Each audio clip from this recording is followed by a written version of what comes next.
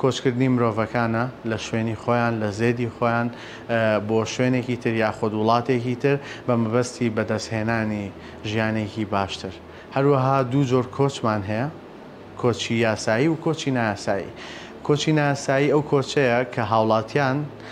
لە زێدی خۆیانەوە کاتێک کۆچەکەن بۆ وڵاتێکی تر هەموو بربەستە قانونیەکان و با بڵێن یاسای ئەو وڵاتە بۆ کۆچە بەزێنن و ئەبن بە بڵێن پەنابەرێکی ئەو وڵاتە. کۆچی یاساییش کۆچێکە کە عینەن شت با بڵێن لە هاوڵاتیان هەر زێدی خۆیان بەجێڵ نەچن بۆ وڵاتێکی تر، بەڵام ئەمەیان بەپێی یاسایە و بەپێی یاسای ئەو وڵاتێک کە کۆچی بۆکەن هیچ یاسایەک پێشێل ناکرێت.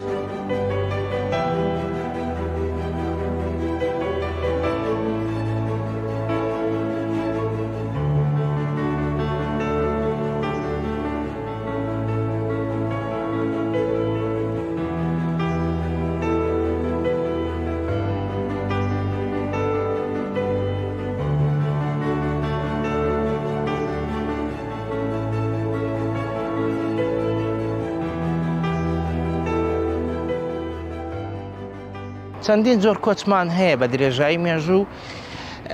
ئەو جۆرە کۆچانە ڕوویان داوە. کۆچمان هەیە کۆچی سیاسیە کە ئەوانەکە زۆر جار دەکرێت کە ئەو کۆچانە زۆرە ملێ بوو بوتنیان بەهۆی ئەوەی هەندێ ڕووداوی سیاسیەوە یان جەنگەوە ڕوویان داوە. کۆچمان هەیە کە مرۆڤایەتی بە درێژایی مێژوو هەوڵی گەڕانی بە دوای دەرامەتەوە شوێنی باشتر و شوێنی کشت و کاڵە یان شوێنی لەوەڕگا بووە. و چەند کۆچمان هەیە بۆ باشترکردنی ژیانە ئەوانەی کە بە تایبەتی کۆچی لە نێوان لە گوندەکانەوە بۆ ناو شارەکان کە هەندێک کەس هەیە هەوڵی ئەوە ئەدا کە ژیانی باشتر بکات. چەندەها جۆری دیکەمان هەیە، بەڵام لە ئێستادا جۆرێکی نوێمان کە دەتوانین بڵین لە 10 ساڵی ڕابردووە لە هەموو جیهانە ئەو جۆرە کۆچە سەرەتای دروست بوودێتی کە کۆچی ژینگەیە، یان کۆچێکە بەهۆی گۆڕانکاری کەش و هەواوە ڕێیانداوە. کۆچی گۆڕانکاری کەش و هەوا ئەو جۆرە ئەو تایپە کۆچەیە کە ڕوو ئەدات لە جیهاندا بەهۆی ئەو گۆڕانکاریە کەش و هەوایانە یان ئەو گۆڕانکاریە ژینگەیانەیە کە لە جیهاندا لە ماوەی 20 ساڵی ڕابردووە ڕێیاندا. بۆ نمونە پێشبینی ڕووی داوە لە چەندین شوێن لە جیهاندا ڕووی داوە، لە ناو عێراقدا ئەمە ڕووی داوە، بەس بەڵام ئەمە دەتوانێت بڵێ ئاستەکانی لە سەرەتادایە. پێشبینی ئەوە دەکرێت کە لە ماوەی 20 ساڵی داهاتووە یان 30 ساڵی داهاتووە ئەمە زۆر بگاتە ئاستێکی لووتکەوە و زۆر فراوانتر بێت. هۆکارەکەشی بۆ ئەوە دەگەڕێتەوە کە پلەی گەرمان لە هەندێک ناوچە بەرز بۆتەوە. ئەمەش وای کردووە کە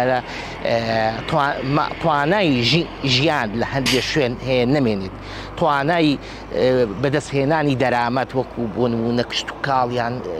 ئاژەڵداری لە هەندێک شوێن نەمێنێت. هەندێک شوێن هەیە بەهۆی توانەوەی ئاوی جەمسەرەکانەوە ژێر ئاو ئەکەوێت، ئەمانە هەمی کۆچ ئەکەن. هەندێک شوێن هەیە پلەی گەرمای دەگاتە 170 پلەی سەدی، ئەمە توانای ژیانی مرۆڤیتیان نامێنێت. ئەمانە هەمووی بە تێکڕا دەبێتە هۆکارێک بۆ کۆچی ژینگەی.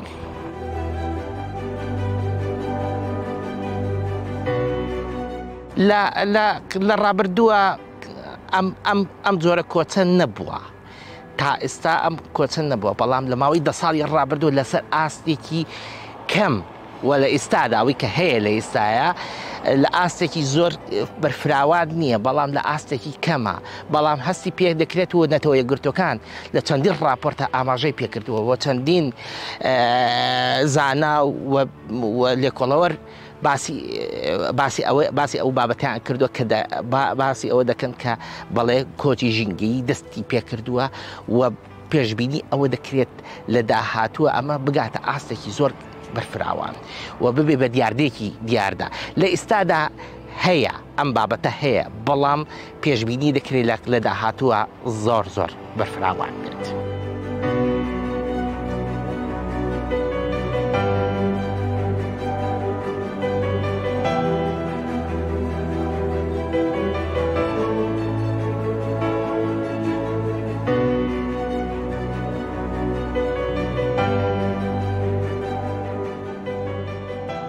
کۆچی ژینگەی مەبەستمان لەو دۆخەیە کە ناچاریەک دروستەکە بۆ مرۆڤایەتی بێت یان بۆ زیندەوەرەکان بێت کۆچکەن بۆ ناوچەیەک کە بتوانرێت ژینگەکەیان بگونجێ لەگەڵ ژیانی نوێیانە. ئەمەش ئەو دۆخەیە کە دەرەنجامی ولەکەوتەی گۆڕانکاریانی کە کەشوهەوایە دروستی کردووە. هۆکارەکانی کۆچی ژینگەی دیارە دەرەنجامی ئەو گۆڕانکاریە کە پێوترێت گلۆبال کلایمەت چێنج. عێراق یەکێکە لە وڵاتانەی کاریگەری گەورەی یا بڵین لێکەوتەی گەورەی لەسەر ئەو گۆڕانکاریە کەشوهەوایی کە بە سکێڵێکی جیهانی دروست بووە لەسەری دروست بووە. ئەمە وای کردووە کۆچ دروست ببێت لە ناوەڕاست و باشووری عێراقەوە بەرەو هەرێم و هەروەها گۆڕانکاری لە بایۆدایڤەرسیتیش بە شێوەیەکی گشتی دروست ببێت.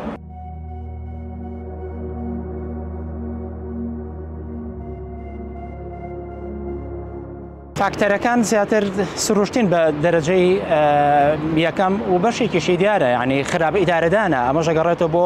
حکومڕانی و سیاسەتدان و بەڕێوەبردننی دەوڵەت. یعنی کاتێک کە ئەوانەی کە بەرپرسن لە ئیدارەدانی دەوڵەت دەرک بە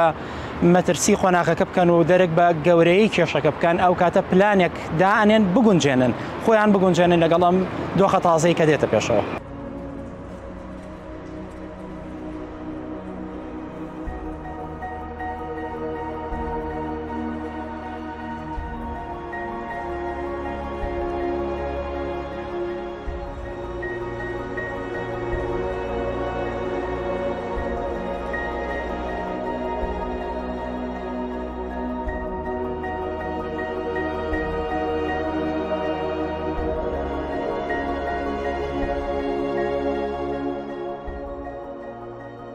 بەڕاستی هەندێک وڵاتی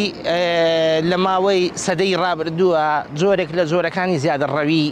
ڕوویاندا لە بەکارهێنانی سامانە سروشتەکان، لە بەکارهێنانی سوتەمەنی زۆر خراپ، زیادە ڕەویکردن لە بڕینەوەی دار، لە نابردنی دارستانەکان، لە زیاد بەکارهێنانی دروستکردنی باڵەخانە، چەندین بابەتی دیکە هەیە کە پەیوەستە بەو بابەتەوە کە بۆتە هۆی یعنی ئەمە بۆتە هۆی بەتایبەتی لەلایەن چەند وڵاتێکەوە کە لە ئێستادا پابەدنین بەم بابەتە وەکو هیندستان و چین کە زۆر زیادە ڕەوی دەکەن لە بەکارهێنانی بە پیسکردنی ژینگە لە جیهاندا و لە ڕابردووشا وڵاتە ئەوروپیەکانیش بێبەش نەبوون لەم کارە. ئەمەش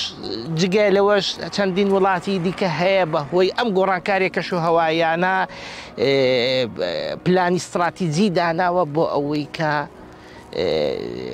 کە سوود لەم بابەتە ببینێت، لە سوود لە گۆڕانکاریە. بۆ نمونە هەندێک وڵات هەیە هەوڵی گلدانەوەی ئاوەدا، ئێران ئەو کارە دەکات، هەموو زۆر بە وڵاتەکان، تورکیا ئەو کارە دەکات، بینی شەڕێکی دیکەش هەیە لە پاڵ شەڕی ژینگەیە، شەڕێکیش هەیە لەسەر ئاو. ئەمەش یەکێکە لە بابەتەکانی گۆڕانکاری کەشوهەوا. ئەمە دەبێتە لەبەرەوەی کە لە ئێستادا بارانبارین و ئاوی شیرین بۆتە وەکو سامانێک مامەڵی لەگەڵاکرا لە ڕابردووە شتێکی سروشتی بوو، زۆر مرۆڤ بایەخی پێ نادا، بەڵام لە ئێستادا ڕووبارەکان دەگیرێن، گۆڕانکاری لە بەنداو دروست دەکرێت، ڕێڕەوی ئاوەکان ئەگۆڕێت. ئەمەش بەهۆی ئەوەی کە وڵاتەکان بەرەبەرە درک بە بایەخی ئاو، بە بایەخی هەوای پاک، بە بایەخ بە سروشت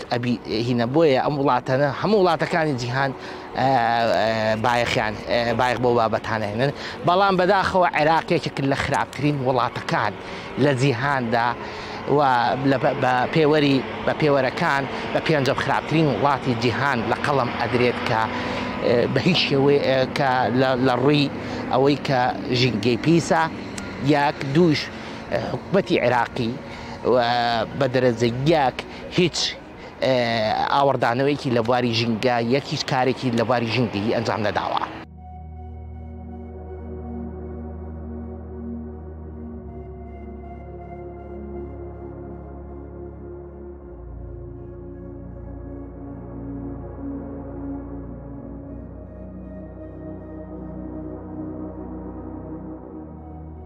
بەگشتی ئەگەر تۆ بێت بە پێناسەی گۆڕانکاری کەشوهەوا بە سکێڵێکی گلۆبالی بکەیت بریتە لەو گۆڕانکاری کە لە جیهانە ڕوو ئەدات و لێکەوتەکانی بۆ مودەی دەیان ساڵ بەجێ ئەهێڵرێت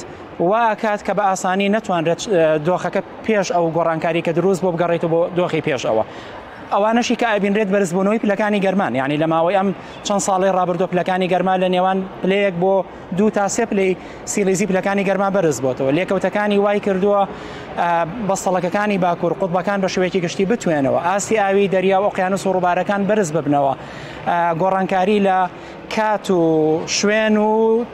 تاوی بارانبارینەکان ڕووبن. ئەمانە هەموو ئەو لێکەوتانن کە دەرەنجامی گۆڕانکاری کەشوهەوا دروست بووە. بابەتی ئەو یەکێکە لە لێکەوتەکانی گۆڕانکاری کەشوهەوا. عێراق یەکێکە لە وڵاتانی کە لە کاریگەری هەرە زۆری ئەم گۆڕانکاری کەشوهەوایی لەسەر دەرکەوتووە. لەگەڵیشیا ئەو پرۆژانەی کە وڵاتانی کە ئێمە پێڵێن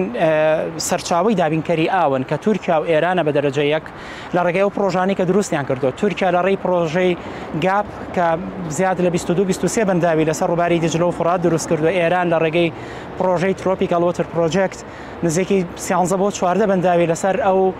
زەی بچووک و ڕووباری سیروان و ئەو لقانەی تری کە داخل بە هەرێمی کوردستانە بن. ئەمە مەترسیەکی زۆر جددی لەسەر قەبارەی و ئاوە دروست کردووە کە داخل بە عێراق و بە هەرێمی کوردستانە بێت.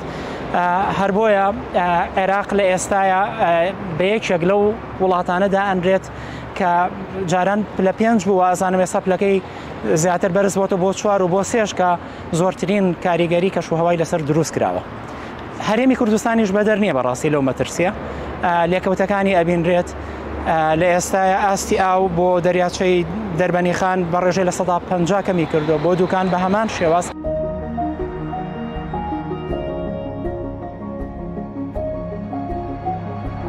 ئێمە تا نەکەوینە ناو گرفتەکەەوە تا کێشەکەمان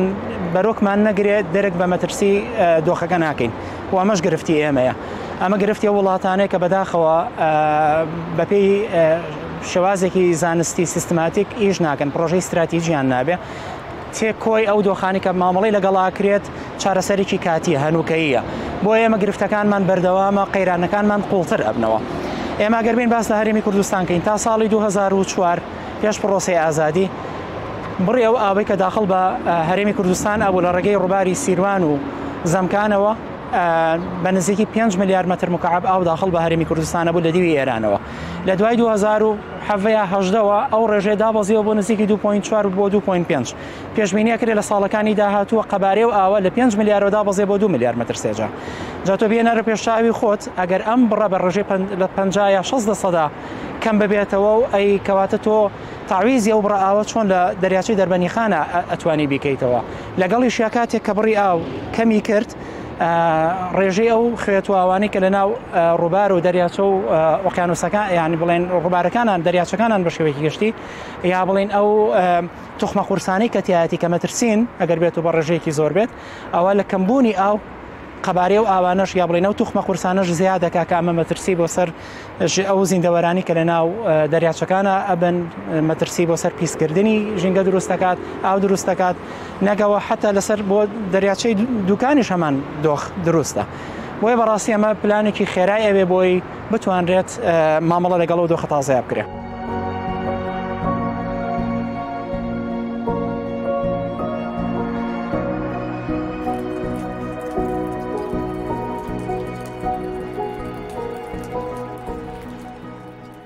بۆ عێراق ئێمە من بۆیە باسم نەکرد، ینی تقریبان دۆخەکە گەشتۆتە حاڵەتێک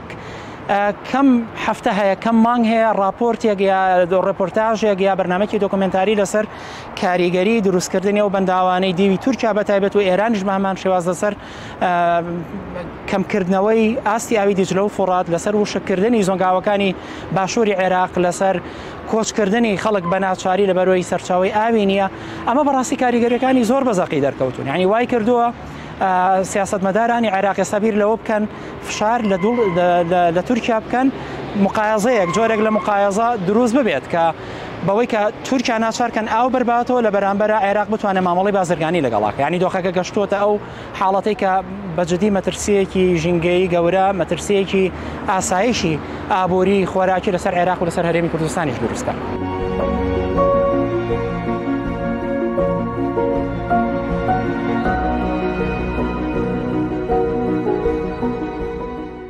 لەکوێ جەنگ دروست بوو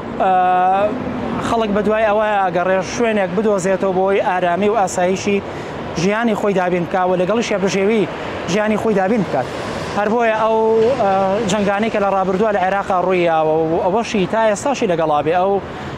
کێشم و ململانی و گرفتانی کە لە ناو لایەنە سیاسەکانی عێراق و تا ئاستێکی هەرێمی کوردستانی شەیە خەڵک واکات دۆخێکی نائارامی دروست ببێ بۆیە ناچارە کۆچ کات لەو شوێنێکەوە مەترسی لەسەر ژیانی دروست هەیە مەترسی لەسەر بژێوی ژیانی هەیە بۆ ناوچێکەوە جۆرێک لە ئارامی و ئاسایشی هەبێت. لە ئێستا هەرێمی کوردستان تا ئەم دقەیەشێک ئێمە لەگەڵ هەستی پێگەین ڕاستە کاریگەریە ژینگەیەکان زۆرن لەسەر عێراق بەڵام مەترسیەکانی لەسەر هەرێمی کوردستان دەرکەوتە بەڵام بۆ ئاستەنیە کە لە عێراقا ئەبینرێ و دۆخی ئارامی و ئاسایشیش تا ئاستێک لێرە جێگیرە بۆیە هاوڵاتیانی ناوەڕاست و باشووری عێراق کۆچەکەن نەگەوە لە سووریاوە خەڵکێت کۆچەکە لە ئێرانەوەیەت لە تورکیاوە لە واچێ بێت.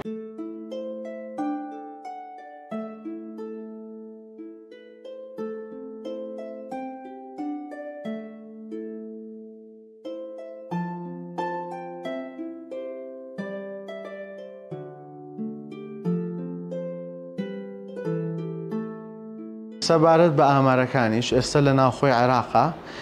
زیاتر لە 928,000 پەنابەر هەیە لە عێراقا کە نیشتەجێن لە کەمپە جیاوازەکانن. هەروەها لە ساڵی 2015شەوە بۆ با بڵێن شەژمانگی سەرەتای 2023 زیاتر لە 723,000 کۆچبەر کۆچی کردووە بۆ دەرەوەی عێراق و با بڵێن لە ساڵی 2022 زیاتر لە 72,000 کۆچبەرمان هەبووە لە دەرەوەی وڵات.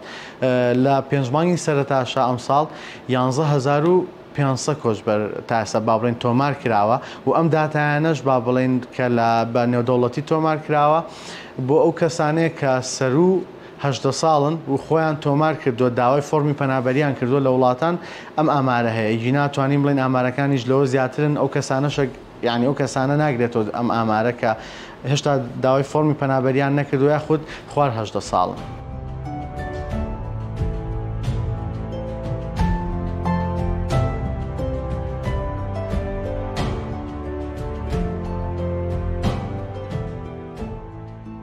هۆکارەکانی کۆچ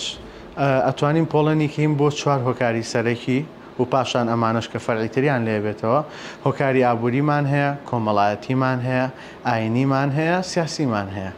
و بە کورتیش باسییان بکەین. هۆکاری سیاسی با بڵێن کۆچی سیاسی کە پێوترێ ئەو کەسە کاتێک کۆچەکە کاتێک کە تەقدیمی با بڵێن پەنابەریەکات لە وڵاتێکی تر سەبەبێکی سیاسی هەیە لە پشتم کۆچەیەوە ئیتر بەهۆی با بڵێن لە حیزبێکەوە بێت یاخود لە ڕێی حکوومەتەوە بێت یاخود لە ڕێی لایەنێکی پەیوەندیدارەوە بێت و کۆچی ئاینی و کۆچی ئاینیشمان ئەو کەسانە با بڵێن ئەم کۆچبەرەکان بەهۆی جیاوازی بیرڕاوبۆچوونیان لەگەڵ دینێکی با بڵێن دینێکی کە با بڵێن دەستی بەسەر ئەو دینەی کە زۆر بڵاو لەو شوێنە هەیە با بڵێن وا لە مێشکی خۆیان لێکاتەوە کە ئەم کەسە جێ نابێتەوە لە وڵاتەیە بەهۆی دینەکەەوە ئەو بەهۆی دینەوە کۆچەکەن کە با بڵێن پاڵنەریە بێ بۆ کۆچکردن. هەروەها کۆچی ئابووری کە با بڵێن بەربڵاوترین جۆری کۆچە گەنجانیش کە بە دەرەجە 1 کۆچەکەن بۆ باشترکردنی با بڵێن بژێوی ژیانیانە. بۆ نمونە لە وڵاتێکی وەکو عێراقەوە لێرەوە کە وا ئەزانێت با بڵێن وا هەستاکات کە ئەو لێرە ئەوەی کە خۆی ئێوێت لە مێشکا هەیە جێگەی نابێتەوە با بڵێن کۆچەکات بۆ وڵاتێکی تر و لە پاڵم کۆچانش کە هەمانە ئێستا کۆچێکی تازەش هەیە کە ئەتوانین ناوی بنین کۆچی ژینگەیی کە با بڵێن هۆکارەکەی گۆڕانی کەش و هەوایە با بڵێن کلایمت چێنج کە لە ئەمە شتێکی عالەمیە لە عالەمەوە ڕوایات کەوا لە خەڵکانەکات با بڵێن کۆچ بکەن لە خاکێکەوە بۆ خاکێکی بەپیتر بۆ ئەو کەسانە یاخود هەروەها لە بۆنە لە شوێنێکی گەرمە بۆ شوێنێکی فێنەگیا لە شوێنێکی زۆر ساردەوە بۆ شوێنێکی گەرم کە ئەمەش هۆکارێکی ترە بۆ کۆچکردن. بەدوای بە دوواداچوونی دەستگای لووتکە با بڵێن لە چەند ساڵی ڕابردووە کە کردومانە هۆکاری سەرەکی کۆچی ناوخۆیی لە ناو عێراقا جەنگ بووە. ئەتوانین با بڵێن لە تازەترین جەنگەوە کە شەڕی داعش بووە کە چەندەها شوێنی وێران کردوای لە بڵین هاوڵاتیانی عێراقی لە ناوخۆیان کۆچ بکەن بۆ نوێ لە ناوچەکانی خوارەوە با بڵین لە مووسڵ لە سنجار لە هەنێ شوێنی ترەوە کۆچیان ئەو شوێنانی کە هەڕەشەی جەنگی لەسەر بوو کۆچیان کرد بەرەو شوێنەکە بەرەو با بڵین باکووری عێراق و باشووری عێراق ئەو شوێنانی کە جەنگی تیانە بوو ئەمە وەکو ناوخۆی هەروەها سەبەبێکی تری با بڵین کە کۆچبەرێکی با بڵین پەنابەرێکی زۆرمان هەیە لە ناو عێراقا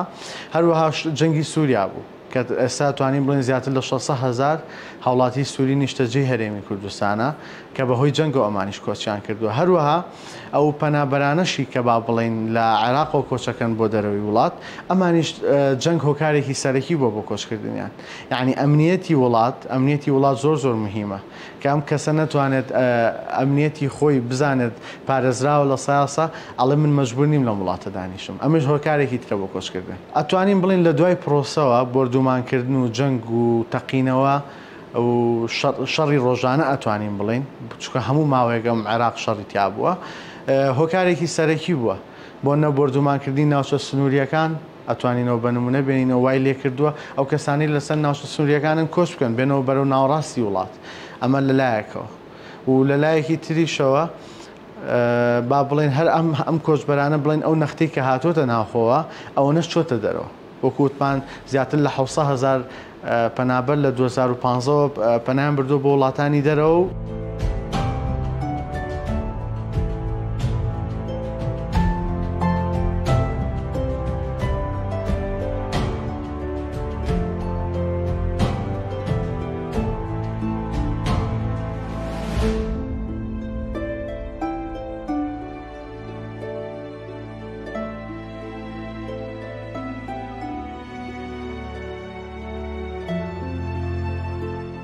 کاتێک لە ناوچەیەکە بڕی ئاو کەم ئەبێتەوە گرفتی کواڵەتی دروست دەبێت و ئەو کواڵەتیە ئەو توخمە قورسانی کە لە ناو ئاوان پیسبوون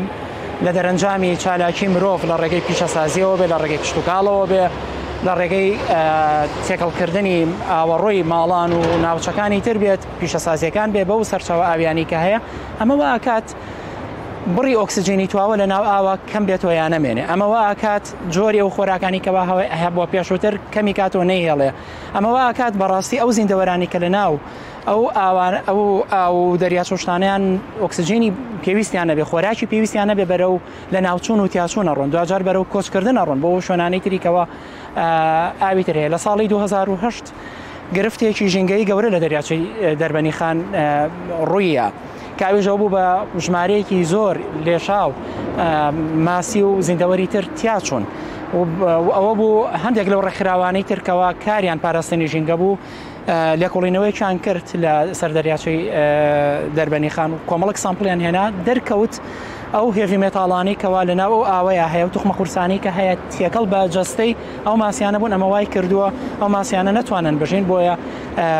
لە ناوچوونێکی زۆر هەستەکەم هەرم دۆخەشەکە ئێستا لە ماوەی پێشوە لە ناوەڕاست و باشووری عێراق گرفتێکی هاوشێوەی ئەمە دروست بوو بە ڕێژەیەکی زۆر ماسی مردن و ئەوانی کە مختصن بم بوارە هەوڵیاندا لێکۆڵینە لەو بابەتەکەن بەس پێشبینیەوەکەم گرفتی پیسبوونی ئاو هۆکارێکی سەرەکی بێ بۆ ئەو دۆخێکە ڕوویاوە ئەو لێکەوتانی تریکەوە پێشبینی کراوە ئێمە بڕێکی دیاری کراو ئاو هەیە بە نمونە ناچارە بێت و مجەمەعاتی سەکەنی لە شوێنی تر دروستی بکەیت ئەمەوە کا ڕێژەیەکی زیاتر بیر لێ بدرێ ئاستی ئاوی ژێر زەویدا بۆزێنرێت ڕێڕەوی ئاوەکان گۆڕانکاریان بەسەرابێت لە باچێ بۆ نمونە ئاوی ژێرزەوی لەو ناوچانەیە تووشی پیسبوون ببن لەبەرەوە ئەمە بەڕاستی پێشبینی کراوە دابەزینی ئاستی ئاو گۆڕانکاری لە قەبارەی ئاو لە کواڵەتی ئاو و لەگەڵیشیا مەترسی لەسەر دەرامەتە سروشتەکان بە شێوەیەکی گشتی.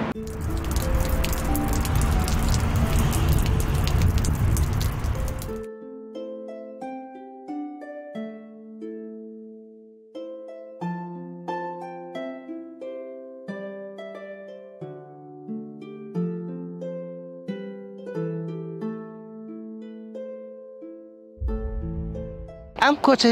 ژینگەییە دەبێتە یەکەم دەبێتە گۆڕانکاری لە دیموگرافیای ناوچەکان دوو دەبێتە هۆی ئەوەی کە لە هەندێک ناوچە دەرامەت نامێنێ و خەڵقانێکی زۆر پشتە بستن بە دەرامەتی ناوچێکی تراوە سێ دەبێتە هەندێک ناوچە قەرەباڵغێکی زۆر دروستە بێ و هەندێک ناوچە چۆڵ ئەبێت بەرەو بۆ چۆڵەوانی دەڕوات. چەندین ناوچە هەیە ئێستا لە پارێزگای موسەنا لە عێراق لە باشووری عێراقا ئێستا چۆڵ کرا بە تەواوەتی. لە ڕابردووە چەند دەیان گوندی تیا بووە ئێستا چۆڵ ئەکرێ. ئەمە ئەگەر بەردەوام بێت و حکومەتی عێراقی بە هیچ شێوەیەک دەستێوەردان ئەنجام نەدات، ئەمە دەبێتە هۆی ئەوەی کە ئەم دیاردەیە ئەوەندە بەرفراوان بێت ببێتە هۆی ئەوەی کە کۆچەکان زۆر زەقتر ببێت و کێشێکی زۆر گەورە بەرۆکی هەرێمی کوردستان و بە تایبەتی لە ناوچە کێشە لەسەرەکان دروستە بێت.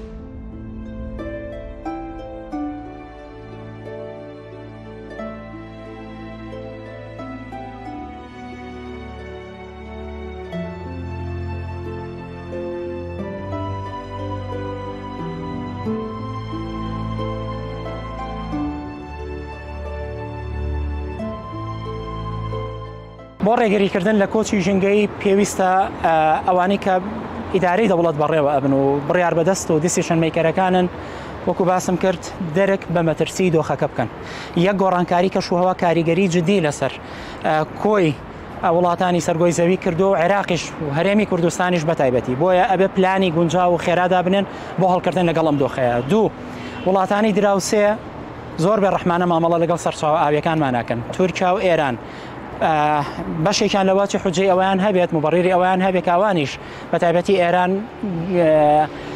گرێدراوی ئەو گۆڕانکاریانن بۆی هەڵکەن لەگەڵ ئەو دۆخە تازە ناچارن بەنداو دروستەکەن پرۆژەی استراتیژی پشتوکاڵی و پیشەسازی دروستەکەن. بۆیە بۆ ئێمەش گرنگە ئەو دەرامەت و سەرچاوە ئاویانی کە هەمانە بیپارێزین نێڵین پیس ببێ نێڵین بەهەدەر بچێ چکم ساڵانی داهاتوو پێشبینی کراوە دۆخەکە قورستر ببێت. ئەو کۆچە ژینگەیی کە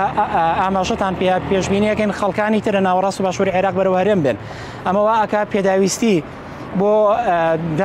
ئاو و خۆراکی و پێداویستەکانی تریش وا بکات و بۆیان دابین بکەیت. بۆیە بڕی بارانبارین بەرەو کەمبوونەوە ئەڕوات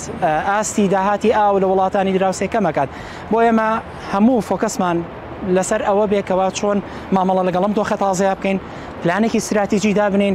گرفتی ژینگەیی ببێتە بابەتێک ببێتە پرسێک کە بەجددی مامەڵی لەگەڵا بکرێت و استراتیژی یا بڵێن ئاسایشی ئابووری و خۆراک و ئاومانی لەسەر بنیاد بنین. بابەتی شێوازی ڕێگریکردن لە ئەم گۆڕانکاری کەشوهەوایە ئێمە سەرچاوەی گۆڕانکاریەکان لای حکومەتی عێراقا. حکومەتی عێراقی ڕاستە پلەی گەرمان لە کوردستانیشە بەرز بۆتەوە بەڵام نەگەیشتوێتە ئەو ئاستەی کە ئێمە نەتوانین لە کوردستانە بژین نەگەیشتێتە ئەو ئاستەی کە جوتیاری کورد نەتوانێت کشت و کاڵ بکە نەگەیشتێتە ئەو ئاسەی کە مەڕداری کورد ئاژەڵداری خۆی بکە. بەڵام کێشەکە ئەوەیە کە لە سەرچاوەکەی حکومەتی عێراقی ئەرکی زیاترە ئۆباڵی زیاترە ئەبێ ئەو چارەسەریکە. کاتی ئەوە ماوە یعنی کات بەسەر نەچووە ئەوەی کە بڵێ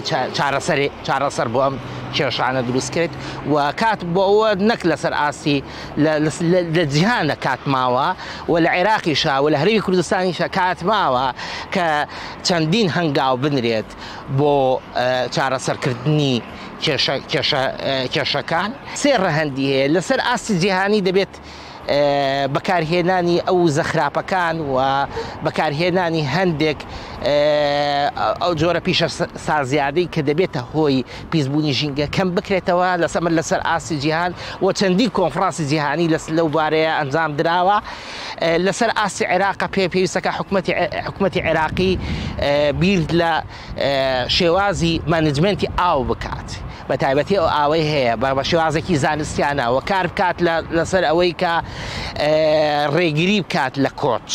لە ڕێگەی هاندانی نیشتەجێکردنی و ڕێگریکردن لەوەی کە ناوچێکە و بۆ ناوچێکی دیکە. هەرێمی کوردستان پێویستەکە ڕێشوێنەکانی گواستنەوەی مرۆڤ لە باشووری عێراقەوە بۆ ناوڕاستی عێراقەوە تونتر بکە ئەمە یەکێکە لە خاڵەکان. دووش ئێمەش بەدەرنین لەو ڕاستە لە هەرێمی کوردستان نەگەیشتینێتە ئاستێکی مەترسیدار، بەڵام لەواتێ سەدەیەکی تر هەرێمی کوردستانش بگاتە ئەو ئاستەیە، ئاسەی کە ئێمەش وەکو ناوچەکانی تر ڕوبەڕی ئەوە بینەوە. ئێمەش پێویستەکە هەوڵی چاندنی دار بین، دارستانی دەستکرد دروستکەین، هەوڵی ئێمەش مانجمنتی ئاو بین، هەوڵی کەمکردنەوەی باڵەخانە بدەین، هەوڵی ئەوە بدەین هەموو ماڵێک ناچاریکەین، هەر ماڵێک و لە بەردەمیا بەلانی کەمە دوو دار بڕوێنێت بۆ ئەوەی کە بتوانێت تا ئەگەر نشتوانین پلەی گەرما یان گۆڕانکاریەکان چارەسەریکەین بتوانین ڕوبەڕووی بینەوە لە جێ خۆیان بینێتەوە.